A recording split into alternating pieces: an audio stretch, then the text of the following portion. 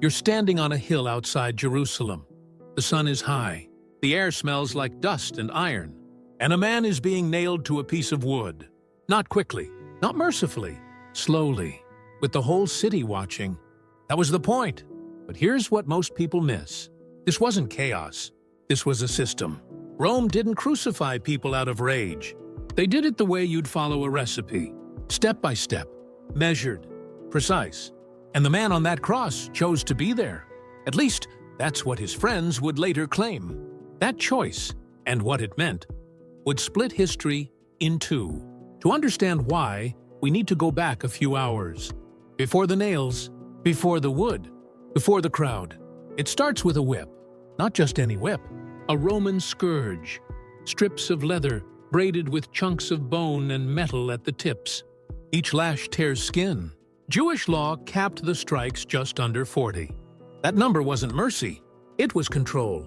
Rome wanted the condemned alive long enough for what came next. After the lashing, guards dropped a beam across the man's torn shoulders. This crossbar was heavy enough to buckle a healthy man's knees.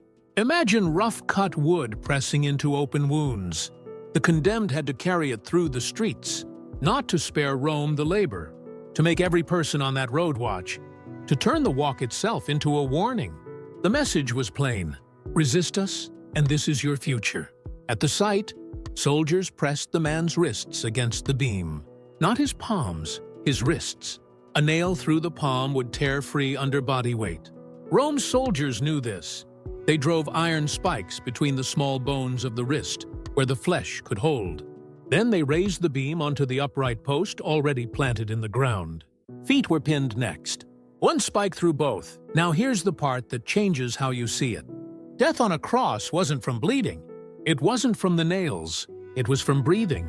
When your arms are stretched wide and your body hangs, your chest locks in a half exhale. To breathe in, you have to push up on those pinned feet. Every breath costs a burst of pain. For hours in the Judean heat, each inhale a choice to keep living. Each exhale a slow surrender. So the dying is not a single moment. It's a rhythm. Push, breathe, zack. Push, breathe, zack. Until the muscles give out and the lungs can't fill anymore. But that still doesn't explain why this one death, out of hundreds Rome carried out in the same region, became the pivot of a world religion. Plenty of rebels died this way. Their names are dust. So what made this one different? Part of the answer lives outside the Bible. A Roman senator named Tacitus, writing decades later, mentions a man called Christus, who was put to death under Pontius Pilate. He wasn't a fan. He called the movement a deadly superstition. But he confirmed it happened.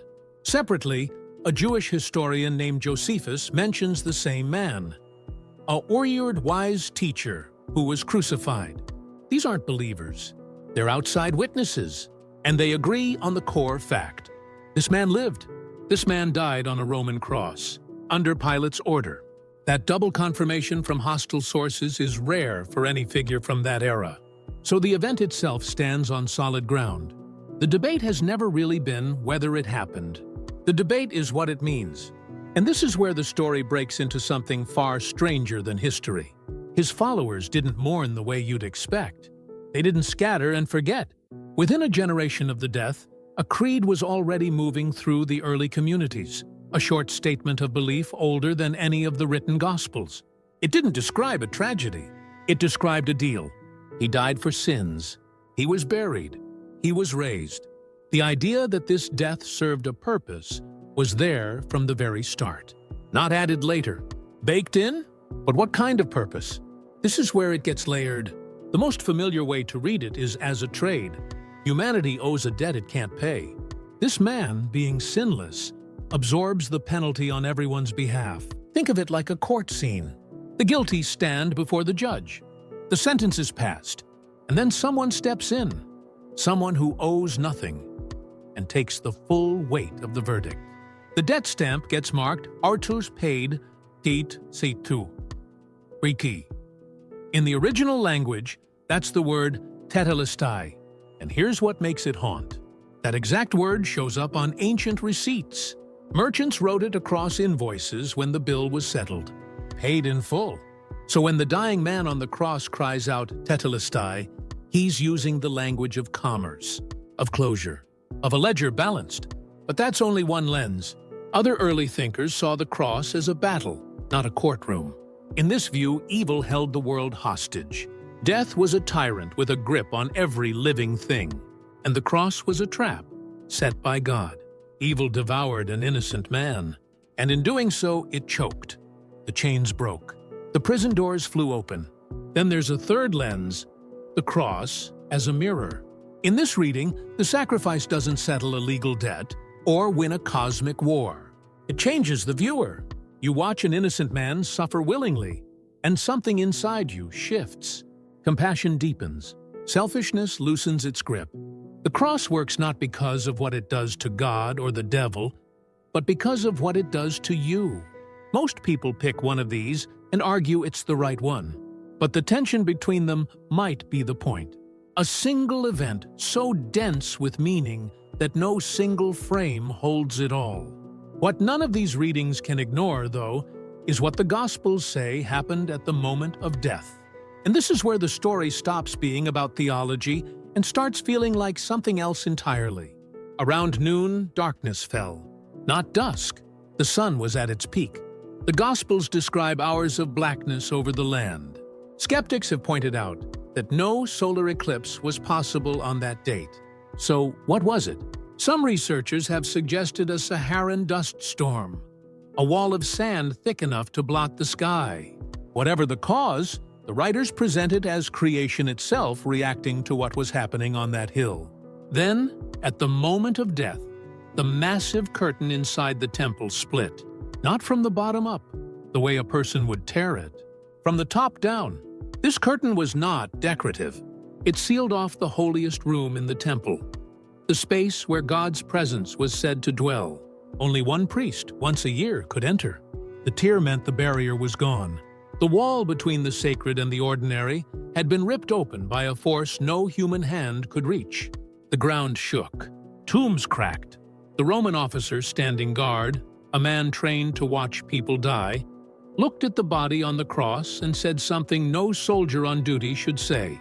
He called the dead man the Son of God. Now step back. Imagine you are one of the women standing at the base of that cross. You watched the lashing. You walked the road. You heard every groan and breath, and now the sky goes black. The ground moves, and the great curtain tears apart. You don't have a theology. You have a feeling. Something just changed at the root of the world. But there's a limit to this reading that honest thinkers must face. The Gospel writers shaped these accounts with purpose. They chose which details to include, which to leave out. The timing of events differs slightly between sources. Some critics argue the cosmic signs were added later, literary tools to frame a political killing as divine drama. And they're not wrong to ask the question. Knowing that writers had a point of view doesn't erase the event, but it does mean we're seeing history through a lens. Every ancient source works this way. The question is whether the lens distorts or reveals. What happened next defies every pattern of failed movements. Normally, when a leader is publicly destroyed, the followers scatter. The movement dies. This one didn't. Within a few centuries, the tool of his death, a torture device, a mark of shame, became the most known symbol on earth. That shift didn't happen overnight. Early believers actually avoided the cross as a symbol. They used a fish, an anchor, a shepherd. The cross was too raw, too recent, too ugly. It would be like wearing a tiny electric chair around your neck today. But slowly, the meaning flipped. Artists in the tunnels beneath Rome painted the cross with a phoenix rising from its base, death becoming rebirth. A writer named Tertullian defended the itu and priests' foolishness of worshipping a crucified man. He didn't hide from the absurdity. He leaned into it. The scandal was the point. Then an emperor named Constantine marched into battle under a banner bearing the first two Greek letters of Tamburetaison Christ. He won, and the cross went from underground graffiti to imperial standard. The symbol of the lowest, slaves, rebels, the condemned, was now stamped on the shields of the most powerful army in the world. But here's the twist that keeps this story honest. The cross only holds its power when it remains strange. The moment it becomes just jewelry, just decoration, just habit, it loses exactly what made it grip the human mind in the first place. The tension between shame and glory, between torture and love, between a man gasping for air and a debt stamp marked paid. That tension is the engine. Smooth it out and you lose everything. If this story gripped you the way it gripped the people who first told it, there are more like it waiting. Subscribe and the next one finds you. A man's lungs failed on a Friday outside Jerusalem. The sky went dark. The curtain split, and 2,000 years later, you're still leaning in to hear what happened next. That's not history. That's a pulse.